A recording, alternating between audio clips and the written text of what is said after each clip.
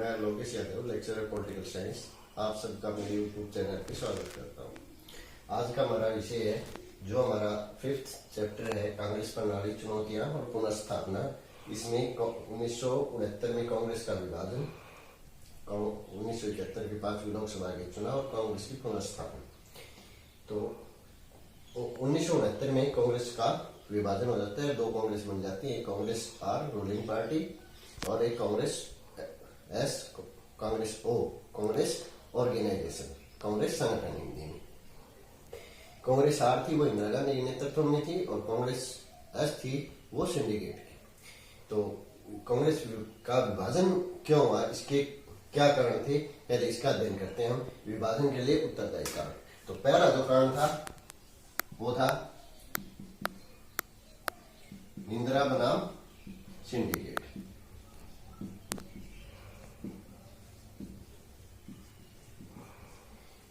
1967 के चौथे आम चुनाव के बाद इंदिरा गांधी जब प्रधानमंत्री बनती है तो इंदिरा गांधी के सामने मुख्य चुनौती विपक्ष में होकर के मुख्य चुनौती उसको अपनी पार्टी के अंदर ही मिलती है। कांग्रेस पार्टी के अंदर एक नेताओं का प्रभावशाली समूह था और जिनको सिंडिकेट कहा जाता था। और सिंडिकेट का कांग्रेस पार्टी के संगठन के ऊपर पूरा प्रभाव था। उसमें प्रमुख नेता कौन कौन थे सिंडिकेट में, जो प्रभावशाली समूह था पार्टी के अंदर, उसमें के कामराज, एस के पाटिल, निजलिंगप्पा,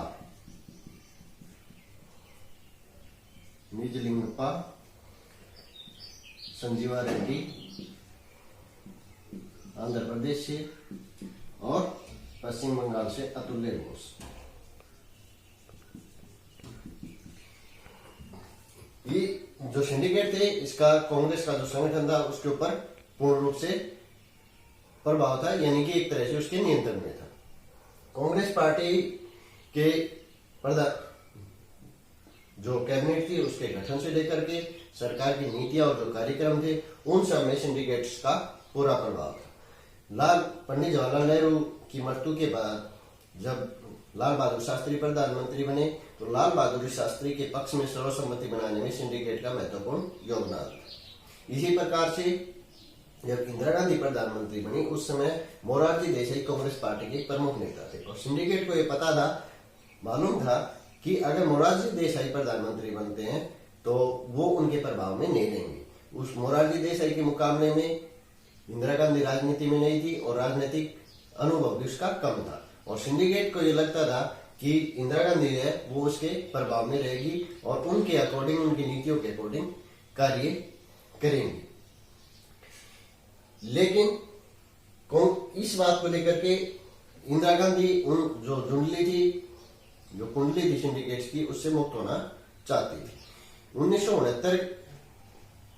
1964 जब आम चुनाव हुए तो उस समय स्थिति यह उत्पन्न हुई कि पहला जो मंत्रिमंडल था कांग्रेस का उसमें इंदिरा गांधी का, उसमें तो इसका प्रभाव रहा, लेकिन दूसरा जब 1967 का चुनाव हुआ, इंदिरा गांधी का जब दूसरा मंत्रिमंडल का गठन हुआ, उस समय तक कांग्रेस पार्टी के जितने भी प्रमुख नेता थे सिंडिकेट, वो चुनाव हार चुके थे। यानी कि आधे से ज्यादा मंत्री चुनाव हार गए थे इंदिरा गांधी की। और इंदिरा गांधी को ये लग रहा था कि उसे कांग्रेस को अगर उभारना है, अगर कोई भी प्रतिभा प्राप्त करनी है तो सिंडिकेट की कुंडली से अपने आप को बाहर निकालना पड़ेगा और कांग्रेस पार्टी की जो नीति है उसमें कम्युनिस्ट जो नीति है उनको सरकार की नीतियों में शामिल करना होगा और इस प्रकार से वो उनसे अलग होना चाहती थी। दोनों में टकराव की स्थिति उत्पन्न हो गई। एक कारण था ये। दूसरा जो कारण बना वो था राष्ट्रपति चुनाव।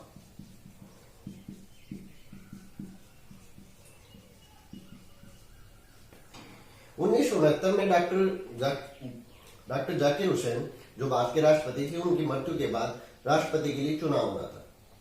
सिंडिकेट जो थे, अब तक जितने भी चुनाव है कांग्रेस प्रत्याशी राष्ट्रपति का चुनाव जीतता रहा था। सिंडिकेट ने क्या किया कि नीलम संजीवा रेड्डी जो उस समय लोकसभा के अध्यक्ष थे उसको पार्टी का राष्ट्रपति पद का उम्मीदवार घोषित कर दिया। नीलम संजीवा रेड्डी और इंदिरा गांधी में काफी लंबे समय से अनबन चल रही थी और नीलम संजीवा रेड्डी के पक्ष में इंदिरा गांधी नहीं थी। उसने पार्टी से प्रत्याशी बदलने का अनुरोध किया, लेकिन पार्टी ने मना कर दिया। तो ऐसी स्थिति में क्या हुआ कि इंदिरा गांधी ने वीवी गिरी, जो उस समय भारत के उपराष्ट्रपति थे, एक प्रमुख नेता थे, आंध्र प्रदेश के मजदूर नेता थे, कई राज्यों के राज्यपाल रह चुके थे, केंद्र में श्रम मंत्री रह चुके थे और उन्होंने भी काफी लोकप्रियता हासिल कर रखी थी और उपराष्ट्रपति पद पर कार्यरत थे। साथ में डॉक्टर जाकिर हुसैन की मृत्यु के कारण कार्यवाहक राष्ट्रपति का भी कार्यभार उन्होंने संभाल रखा था। इंदिरा गांधी ने वीवी गिरी को सपोर्ट करना शुरू कर दिया और एज ए स्वतंत्र इंडिपेंडेंट उम्मीदवार, स्वतंत्र प्रत्याशी के तौर पे राष्ट्रपति पद के लिए उन्होंने उसको तैयार कर लिया। ऐसी स्थिति में फिर सिंडिकेट ने क्या किया, सिंडिकेट की तरफ से राष्ट्रपति का उम्मीदवार कौन बना, एन संजीवा रेड्डी। और इंदिरा की तरफ से इंदिरा ने किसको सपोर्ट किया, वीवी गिरी को। सिंडिकेट का प्रत्याशी ये था और सिंडिकेट का क्या था, कांग्रेस का प्रत्याशी था, कांग्रेस पार्टी का, और ये स्वतंत्र, जिसको इंदिरा गांधी क्या कर रही थी, सपोर्ट कर रही थी। इंदिरा गांधी ने कांग्रेस कार्य समिति बुलाने की पार्टी अध्यक्ष जो उस समय निजलिंगप्पा थे उनसे अपील की, लेकिन उन्होंने पार्टी की कार्य समिति की मीटिंग बुलाने को क्या कर दिया, मना कर दिया। और इंदिरा गांधी ने फिर क्या कहा कि इंदिरा गांधी ने सभी, और जो पार्टी अध्यक्ष थे निजलिंगप्पा, उन्होंने सभी पार्टी और सांसदों के लिए व्हिप जारी की कि पार्टी का जो अधिकृत प्रत्याशी है नीलम संजीवा रेड्डी, उसके पक्ष में वो मतदान करे। इंदिरा गांधी ने सभी सांसदों और विधायकों से अंतरात्मा की आवाज पर वोट करने की अपील की और वो एक तरह से वो जो अपील थी वो वीवी गिरी के पक्ष में मतदान करने की अपील थी। राष्ट्रपति के लिए पद के लिए चुनाव हुआ और चुनाव में जब दूसरी पसंद की मतगणना हुई उसमें वीवी गिरी पूर्ण बहुमत के साथ राष्ट्रपति पद पर निर्वाचित हो गई और ये एक प्रकार से सिंडिकेट और इंदिरा गांधी के बीच में शक्ति परीक्षण था और इस शक्ति परीक्षण में सिंडिकेट की पराजय और इंदिरा गांधी विजयी हुई। दूसरा कारण था ये राष्ट्रपति पद का चुनाव। तीसरा जो कारण था वो था मोरारजी देसाई।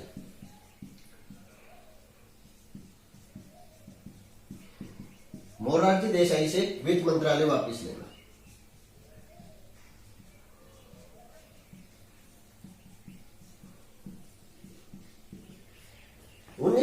में इंदिरा गांधी ने क्या किया, जो मोरारजी देसाई वित्त मंत्री थे भारत सरकार के, उनसे वित्त मंत्रालय वापस ले लिया और इससे मोरारजी देसाई काफी नाराज हुए और उन्होंने मंत्री परिषद से ही इस्तीफा दे दिया।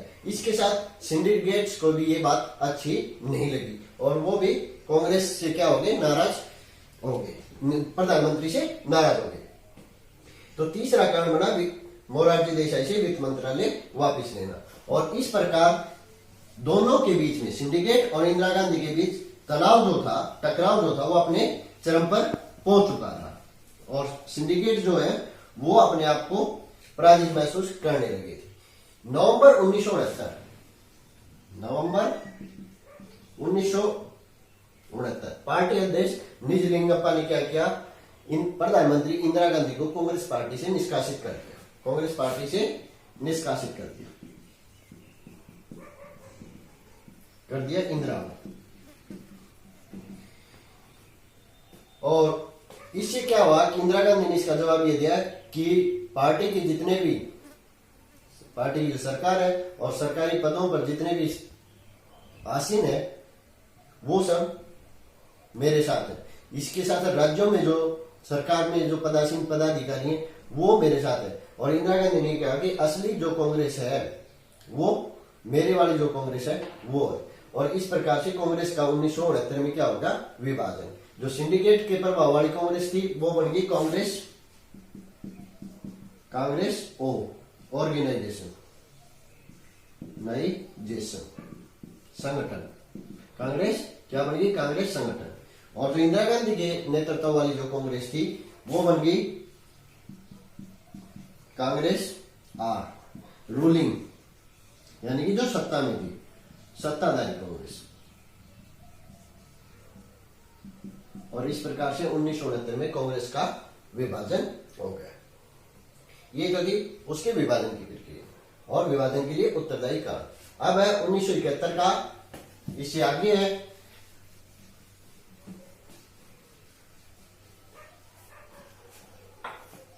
1971 का 5वीं लोकसभा का आम चुनाव।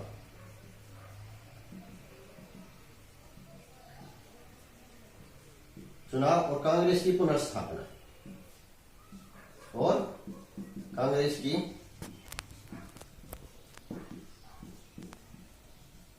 पुनर्स्थापना।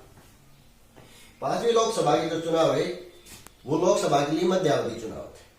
ठीक है, वो किस प्रकार से थे कि कांग्रेस पार्टी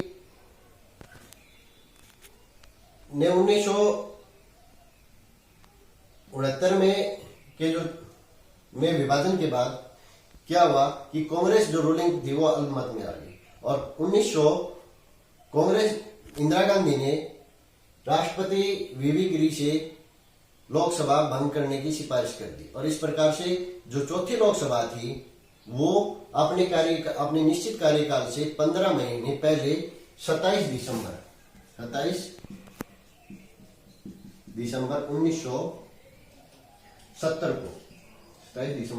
1970 को चौथी लोकसभा को भंग कर दिया, राष्ट्रपति वीवी गिरी ने प्रधानमंत्री इंदिरा गांधी के सिफारिश पे। वो उसको लोकसभा को भंग क्यों किया चुनाव कराने के लिए, उसके लिए क्या कारण थे? पहला कारण क्या था? अल्पमत सरकार। इंदिरा गांधी की जो सरकार थी वो अल्पमत सरकार थी। कांग्रेस के विभाजन के बाद कांग्रेस इंदिरा गांधी की जो सरकार थी वो अल्पमत में आ गई थी, और वो बहुमत के लिए वो किसके ऊपर डिपेंड थी? 4 पार्टियों के ऊपर डिपेंड थी। भारतीय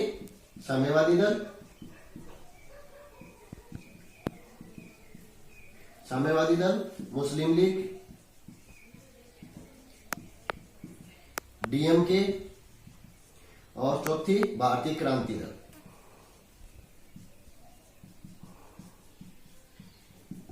और अब अल्पमत जो सरकार थी वो ठीक प्रकार से निर्णय नहीं ले पा रही थी, इसलिए इंदिरा गांधी ने समय से पहले चुनाव कराने का निर्णय लिया। दूसरा इसका जो कारण था चुनाव का वो ये था कि इंदिरा गांधी ने 1969 में 14 बैंकों का राष्ट्रीयकरण किया।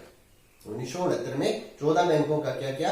राष्ट्रीयकरण किया। और इन चुनाव के राष्ट्रीयकरण से इंदिरा गांधी को ये पता चल गया था कि जनता है वो क्या चाहती है, यानी कि जनता सामाजिक न्याय की जो कार्य है, प्रगतिशील जो कार्य है वो चाहती है। लेकिन अल्पमत जो सरकार थी वो जो प्रगतिशील जो कार्य थे इंदिरा गांधी के, उनको लागू करने में रुकावट पैदा हो रही थी, और इसके लिए क्या किया? उसने चुनाव में जाना उचित समझा। तीसरा जो कारण था वो क्या था?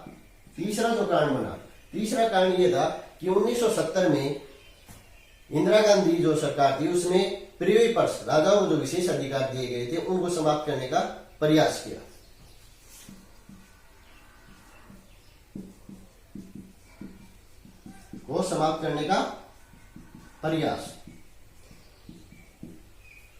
पहले तो वो लोकसभा के अंदर बिल लेके आए, लोकसभा में पास हो गया, लेकिन राज्यसभा में पारित ही नहीं हो सका। मोरारजी देसाई थे वो प्रिवी पर्स समाप्त करने के पक्ष में नहीं थे, राज्यसभा में पास नहीं हुआ।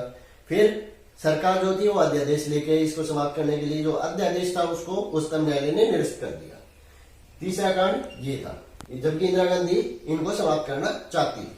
और इसी में एक कारण और था, 1967 का जो गोकलनाथ बनाम भारत सरकार गोकलनाथ विवाद जो था, जिसमें उच्चतम न्यायालय का निर्णय आया मौलिक अधिकारों के संबंध में, उनको लेकर के इंदिरा गांधी जो सरकार थी वो भूमि सुधारों को लागू नहीं कर सकती थी, क्योंकि जो फंडामेंटल राइट्स थे उसमें संपत्ति का जो अधिकार था, तो गोकलनाथ विवाद में कह दिया था कि मौलिक अधिकारों में संशोधन नहीं कर सकती सरकार। तो ऐसी स्थिति में ये जो प्रगतिशील जो कार्य थे इनको कार्य लागू करने के लिए सरकार को संविधान में संशोधन करने की आवश्यकता थी, और संविधान में संशोधन करने के लिए उसको 2/3 बहुमत चाहिए, और 2/3 बहुमत उस समय इंदिरा गांधी सरकार के पास नहीं थे, और ये जो कार्य थे वो बाधित हो रहे थे। सरकार जब इनको करना चाहती थी, इसलिए इंदिरा गांधी ने समय से पहले चुनाव में जाने का और जनता का समर्थन प्राप्त करने का निर्णय लिया। चौथा जो कारण बना चुनाव, मध्यावधि चुनाव का, वो कारण क्या था? वो कारण यह था कि राज्यों के अंदर जो मध्यावधि चुनाव हुए, राज्यों के अंदर मध्यावधि चुनाव,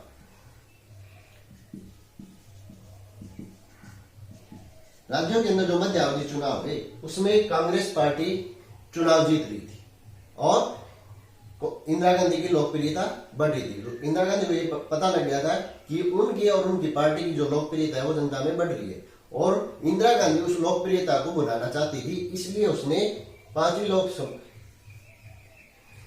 लोकसभा के चुनाव कराने का निर्णय लिया। ये तो थे चुनाव के लिए कारण, क्योंकि चुनाव क्यों करवाए। उसके बाद है चुनाव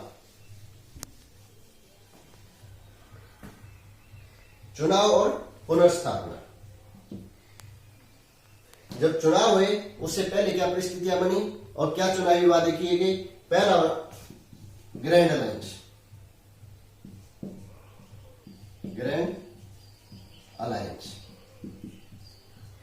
इंदिरा गांधी जो कांग्रेस आर थी उसके खिलाफ विपक्षी जो पार्टियां थी उन्होंने गठजोड़ कर लिया इंदिरा गांधी को चुनाव में हराने के लिए और एक ग्रैंड अलायंस का गठन किया। और उसमें कौन कौन से शामिल थे? कांग्रेस एस यानी कि कांग्रेस संगठन, कांग्रेस एस कांग्रेस संगठन, जनसंघ, स्वतंत्र पार्टी और सभी समाजवादी पार्टियां।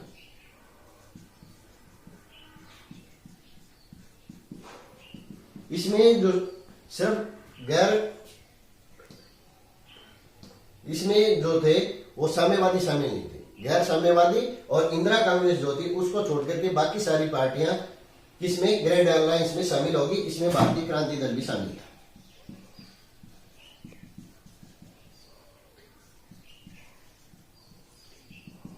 एक तो ये हुआ। उसके बाद है चुनावी वादे। चुनावी वादे क्या क्या हुए?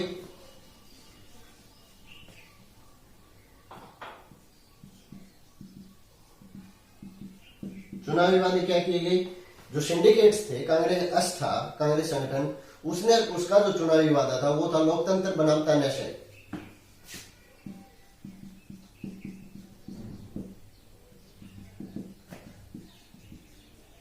लोकतंत्र बनाम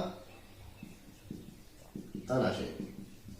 कांग्रेस एस ने कहा कि कांग्रेस एस जो है वो लोकतांत्रिक पार्टी है, जबकि जो कांग्रेस आर है इंदिरा के नेतृत्व वाली वो एक तरह से तानाशाही है और इंदिरा गांधी के एकाधिकारवाद को समाप्त करने के लिए जनता को कांग्रेस असली जो कांग्रेस है उसके पक्ष में वोट करनी चाहिए। असली जो कांग्रेस है या पुरानी जो कांग्रेस को पुरानी कांग्रेस भी कहा गया और कांग्रेस आर को जो रूलिंग कांग्रेस थी उसको नई कांग्रेस कहा गया। तो कांग्रेस एस के जो अध्यक्ष थे निजलिंगप्पा, उन्होंने जनता से लोकतंत्र बनाम तानाशाही के आधार पर वोट करने की अपील की। और इंदिरा कांग्रेस का जो वादा था वो क्या था? चुनावी वादा, कांग्रेस आर, गरीबी हटाओ। ये क्वेश्चन पूछा जाता है कि गरीबी हटाओ का नारा किसने दिया? इंदिरा गांधी।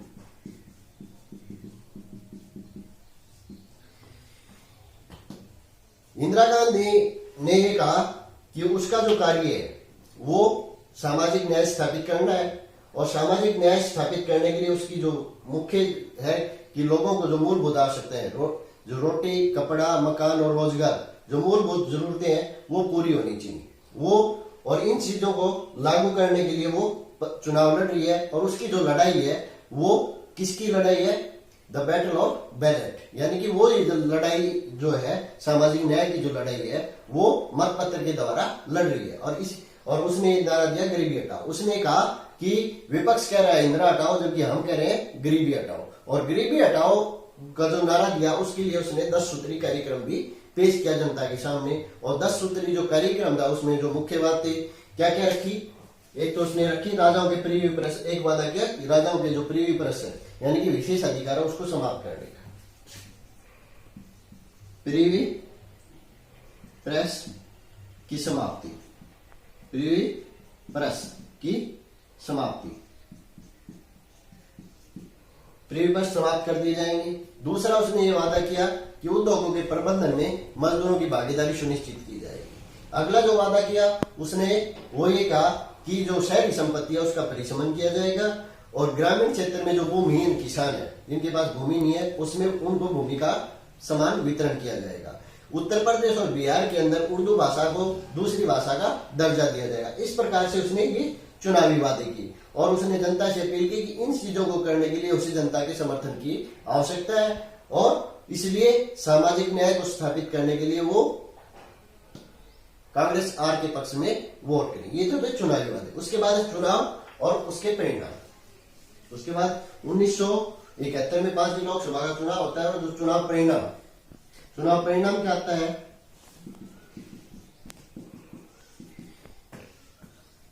कुल स्थानों पे जिन पे वोटिंग होती है वो 518 में से कांग्रेस 352 स्थान प्राप्त करती है। कांग्रेस आर यानी कि इंदिरा कांग्रेस जो थी और कांग्रेस एस कांग्रेस जो संगठन था वो 16 स्थान। मार्क्सवादी कम्युनिस्ट पार्टी मार्क्सवादी कम्युनिस्ट जो इंदिरा गांधी के साथ मिलकर के चुनाव लड़ी थी 25 भारतीय साम्यवादी दल ये लड़ी थी, सॉरी मार्क्सवादी नहीं, भारतीय साम्यवादी दल 23, डीएमके 23, जनसंघ 22, स्वतंत्र पार्टी 8, सोशलिस्ट पार्टी संयुक्त सोशलिस्ट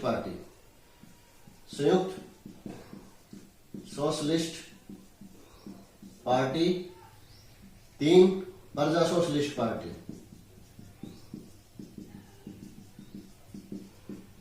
पार्टी 2 और निर्दलीय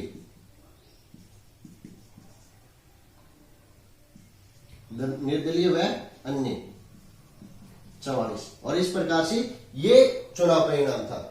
इन चुनाव परिणाम में हमें स्पष्ट दिख रहा है कि कांग्रेस पार्टी 352 सीटें प्राप्त करी है। जैसा उन्होंने प्रथम आम 3 चुनाव के अंदर जिसका प्रदर्शन था सेम प्रदर्शन यहाँ हमें देखने को मिल रहा है, यानी कि 350 से ज्यादा सीटें प्राप्त करी है। और जो कांग्रेस एस था सिंडिकेट वाला वो उसको बुरी तरह पराजय का सामना करना पड़ा, मात्र 16 सीटें उसको प्राप्त हो रही है। और इन चुनाव परिणामों से ये निष्कर्ष निकला कि कांग्रेस पार्टी अपना जो जनाधार था, अपनी जो प्रभुत्व था उसको दोबारा प्राप्त कर रहा है। इंदिरा गांधी परिवर्तन की प्रतीक के तौर में उभर करके सामने आई और कुछ लेखकों ने उसे परिवर्तन का प्रतीक माना, कुछ लेखकों ने इसे कांग्रेस की पुनर्स्थापना का नाम दिया और इंदिरा गांधी की जो लोकप्रियता थी वो बहुत ज्यादा बढ़ गई।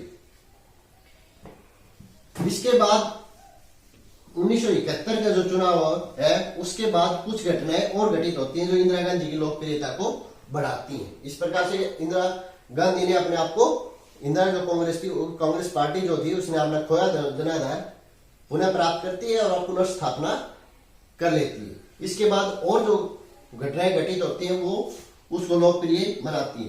पहला है 1971 भारत और पाकिस्तान का युद्ध।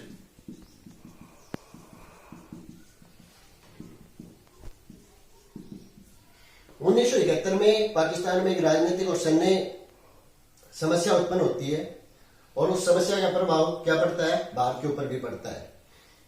जो पूर्वी पाकिस्तान था उसमें स्वतंत्र देश स्थापित करने के लिए मूवमेंट चला होता है और पाकिस्तान को ये लगता है कि उस मूवमेंट को जो भारत है वो आश्रय दे रहा है, वो उसको उकसा रहा है और इस प्रकार से भारत और पाकिस्तान में युद्ध छिड़ जाता है। भारत और पाकिस्तान का जब 1971 में युद्ध होता है उसका परिणाम ये होता है कि भारत उस युद्ध में विजयी होता है। सोवियत संघ और संयुक्त राष्ट्र सुरक्षा परिषद भारत का समर्थन करते हैं और भारत की विजय होती है, पाकिस्तान के 2 टुकड़े हो जाते हैं और इस प्रकार 1971 में जो पूर्वी पाकिस्तान था वो एक नया राष्ट्र, स्वतंत्र राष्ट्र अस्तित्व में आता है, बांग्लादेश का गठन कब होता है? 1971 में।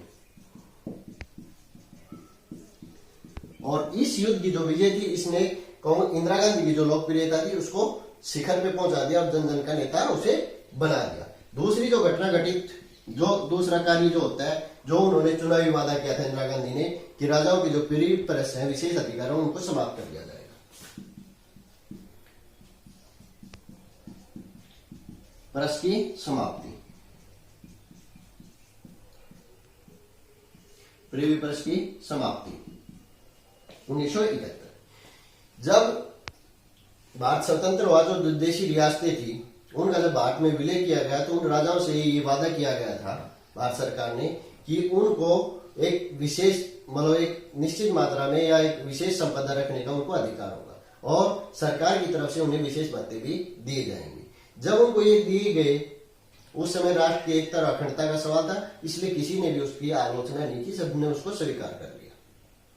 लेकिन जो जो समय बीतता गया उनकी आलोचना होनी शुरू हो गई, क्योंकि ये लगना लगा कि भारत के संविधान में जो समानता का अधिकार है और जो सामाजिक आर्थिक न्याय की जो बात की गई है उसके भावना के ये चीजें विशेष अधिकार जो राजाओं को दिए गए हैं वंशानुगत आधार पे, ये मतलब गलत है, यानी कि उसकी मूल भावना के खिलाफ है। समानता और सामाजिक न्याय और आर्थिक न्याय की जो भावना है संविधान की उसके ये खिलाफ है। और जो पंडित जवाहरलाल नेहरू प्रथम प्रधानमंत्री थे वो भी प्रिवी पर्स के मामले में अपने आप को असंतुष्ट मानते थे, ये वो संतुष्ट नहीं थे कि इनको ये वो इसके पक्ष में नहीं थे कि वो दिए जाए। इनको समाप्त करने के लिए 1970 में इंदिरा जो सरकार थी वो विधेयक लेके आती है, लेकिन विधेयक राज्यसभा में पारित नहीं हो पाता। फिर वो अध्यादेश लेके जाती है और लेके आती है और अध्यादेश को उच्चतम न्यायालय निरस्त कर देता है और इस प्रकार से वो नहीं कर पाती। लेकिन 5वीं लोकसभा के बाद जब इंदिरा गांधी प्रचंड बहुमत के साथ सत्ता में आती है तो संविधान में संशोधन करके 26वां संवैधानिक संशोधन 26वां संवैधानिक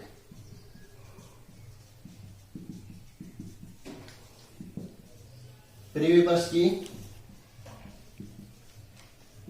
समाप्ति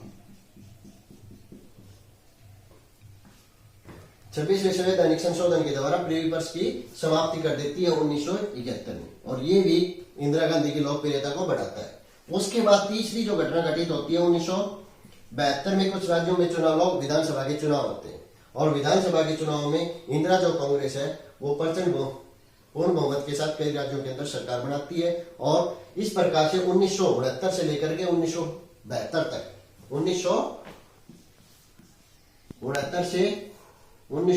तक इंदिरा गांधी की जो लोकप्रियता है वो अपने चरम शिखर पे होती है। और इस सारे दौर को 1969 कांग्रेस की जो कई लेखक जो है इसको कांग्रेस की पुनर्स्थापना का दौर कहते हैं। ये थी 1971 का 5वीं लोकसभा का चुनाव और उसके बाद कांग्रेस की पुनर्स्थापना। इसके कुछ और परिणाम भी निकलते हैं जो नकारात्मक परिणाम थे। वो क्या है?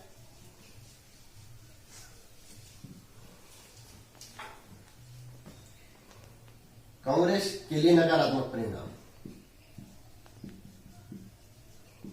एक तरह के नकारात्मक परिणाम उनको हम कह सकते हैं। पहला क्या है कि पार्टी नेता की लोकप्रियता पर आश्रित।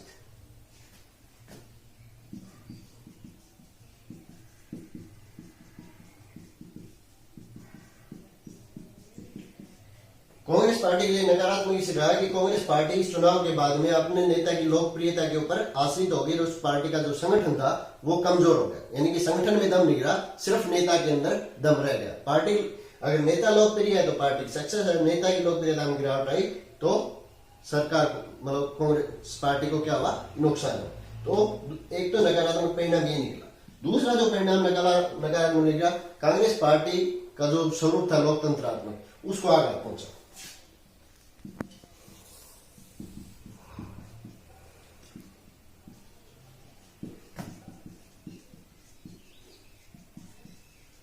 लोकतंत्रात्मक स्वरूप को आगा कांग्रेस पार्टी लोकतंत्रात्मक पार्टी थी। उसके अंदर विरोधी मतों, विरोधी तनाव और संघर्षों को अपने अंदर समाहित करने की शक्ति थी और विरोधी जितने भी विचार होते थे उनको भी उतना ही सम्मान दिया जाता था। लेकिन जो नई कांग्रेस बनी, इंदिरा कांग्रेस जो बनी, उसमें कोई भी ऐसा नेता नहीं था जो पार्टी नेतृत्व के खिलाफ विरोधी मत रख सके। धीरे धीरे वो विरोधी मत वाले बाहर होते चले गए और किसी में इतना साहस नहीं था कि वो अपना मत रख सके और पार्टी के नेता का विरोध कर सके। इस प्रकार से कांग्रेस पार्टी का जो लोकतंत्रात्मक जो स्वरूप था वो खत्म हो गया।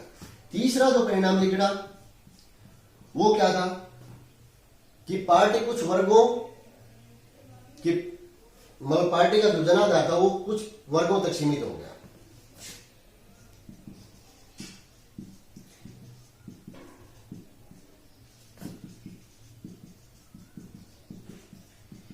पहले जितने भी आम चुनाव है उसमें कांग्रेस पार्टी को समाज के सभी वर्गों का समान रूप से समर्थन मिलता रहा, लेकिन 1971 का जो चुनाव था उसमें विशेष रूप से जो पिछड़ा वर्ग था, आदिवासी थे और अल्पसंख्यकों में विशेष रूप से मुसलमान, उनका समर्थन कांग्रेस पार्टी को ज्यादा प्राप्त हुआ। और जो मुस्लिम, जो अल्पसंख्यक के ऊपर जो आश्रितता थी, उसका परिणाम ये निकला कि धीरे धीरे इससे क्या हुआ कि पिछड़ा वर्ग का समर्थन मिला और पिछड़ा वर्ग के जो नेता थे उन्होंने भी सत्ता सुख प्राप्त किया और धीरे धीरे पिछड़े वर्ग के नेताओं का उदय होना शुरू हो गया। जो जो पिछड़े वर्ग के नेताओं का उदय हुआ, कांग्रेस पार्टी से उससे क्या हुआ कि पिछड़ा वर्ग के जो वोट बैंक था वो कांग्रेस पार्टी से दूर होता चला गया। एक तो ये निकला। दूसरा जो परिणाम निकला कि मुस्लिम तुष्टीकरण की जो नीति थी, अल्पसंख्यक तुष्टीकरण की जो नीति थी कांग्रेस की, उसको तात्कालिक फायदा तो हुआ लेकिन भविष्य में उसका नुकसान हुआ। जब हम देखते हैं कि 1991 के बाद में जितने भी चुनाव हुए उसमें धीरे धीरे कांग्रेस पार्टी का जनाधार खिसकता हुआ चला गया और 16वीं लोकसभा के चुनाव 2014 और 17वीं लोकसभा के चुनाव 2019 के चुनाव परिणाम अगर हम देखें तो हम ये पाते हैं कि कांग्रेस पार्टी की जो अल्पसंख्यक तुष्टीकरण की जो नीति थी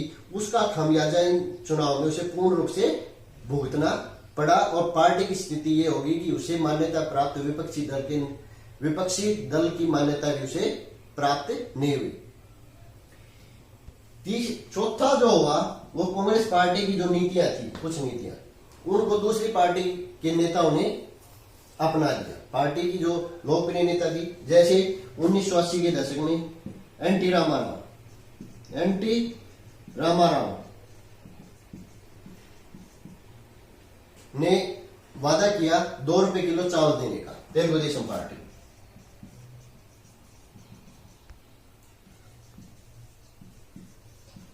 और इसी प्रकार से चौधरी देवीलाल ने किसानों के कर्जा माफी का वादा किया। यानी कि जो सामाजिक वादे थे, सामाजिक न्याय के जो वादे कांग्रेस पार्टी थे, उन्होंने दूसरे नेताओं ने धीरे धीरे उनके ऊपर प्रभाव पड़ा, उन्होंने उनको अपना लिया और उसका परिणाम यह हुआ कि राज्यों के अंदर क्षेत्रीय जो पार्टियां थी वो कांग्रेस के प्रभुत्व को चुनौती देने के लिए तैयार हो गई।